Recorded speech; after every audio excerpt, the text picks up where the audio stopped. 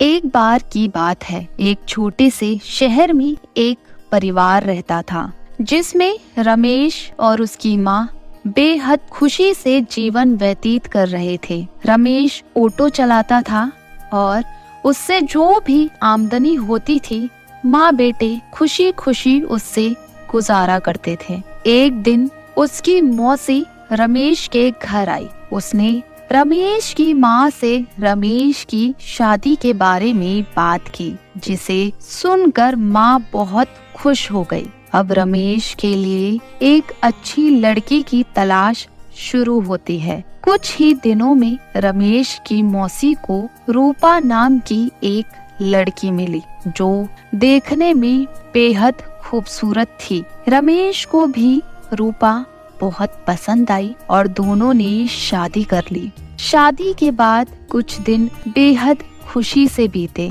लेकिन रमेश और उसकी माँ को रूपा के बारे में यह नहीं पता था कि रूपा कितनी लालची लड़की है। रूपा ने शादी के कुछ दिनों बाद ही अपने रंग दिखाना शुरू कर दिया था। वह महीने में कई बार किटी पार्टी जैसे समारोह में जाने लगी, जिसके लिए रूपा हर पार्टी में नए कपड़े और कीमती जेवर पहनती थी।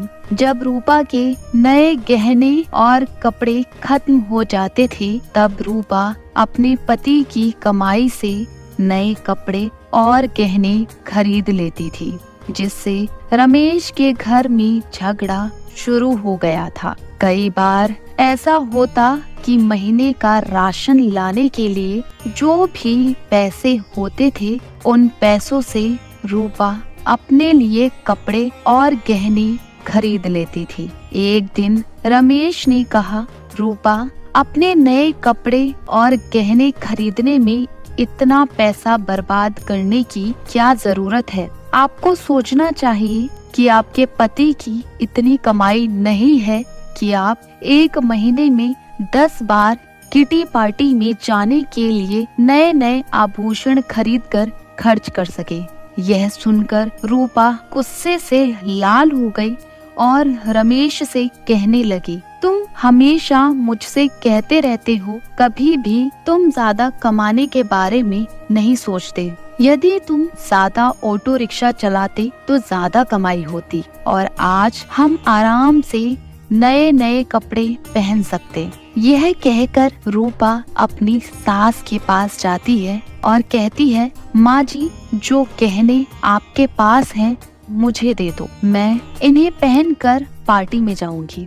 रमेश की माँ ने पूरी बात सुनने के बाद कहा कि पुराने जमाने में भी सभी बहुएं अपने जेवर सास को देती थीं, लेकिन तुम मुझसे गहने मांग रही हो। रूपा ने कहा, तुम गहनों का क्या करोगी, मुझे दे दो। अंत में रमेश की माँ ने भी अपने सारे गहने रूपा को दे दिए और रूपा उन गहनों को पहनकर किटी पार्टी में चली गई। इधर रूपा के जाने के कुछ देर बाद ही घर में रमेश की मौसी आ गई।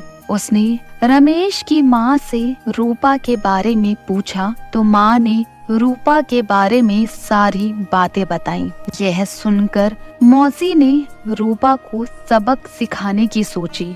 रूपा की सास भी इस खेल में शामिल हो गई।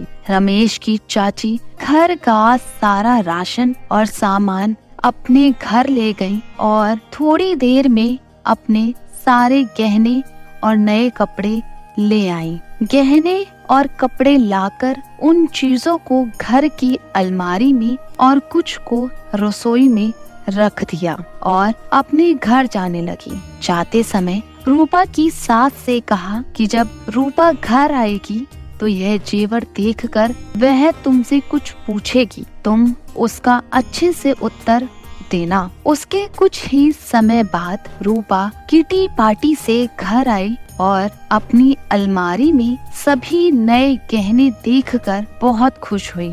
लेकिन जब शाम को रूपा रसोई में खाना बनाने गई तो उसे फिर से राशन के डिब्बे में नए गहने मिले, जिसे पाकर रूपा की खुशी का कोई ठिकाना नहीं था। लेकिन जब रूपा ने किचन में राशन की तलाश की तो उसे कुछ नहीं मिला, जिससे वह परेशान हो गई और अपनी सास के पास गई और पूछा कि माँ जी, किचन का राशन कहाँ गया। तब सास ने कहा कि बहू, आपको गहने और कपड़े सबसे ज्यादा पसंद है, इसलिए आज मैंने घर का सारा राशन और सामान बेचकर आपके लिए नए गहने और कपड़े खरीद लिए हैं। अब आप इसे पहन सकती हो और पार्टी में जा सकती हो। यह सुनकर रूपा ने कहा, ठीक है, मगर खाने के बिना मैं गहनों और कपड़ों का क्या करूंगी। तब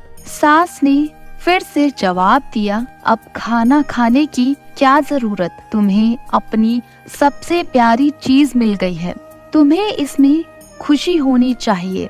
यह सुनकर रूपा को अपनी हरकत पर पछतावा होने लगा। तभी रमेश की मौसी भी आ गई।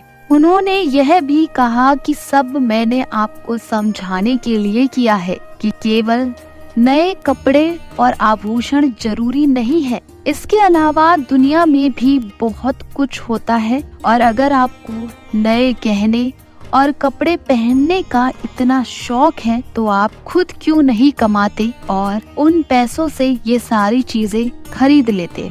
सारी बातें सुनने के बाद रूपा को अब सब कुछ समझ में आ गया और अब से उसने फिर कभी ऐसा नहीं किया और अपने पति के कमाए हुए पैसों में खुशी खुशी रहने लगी।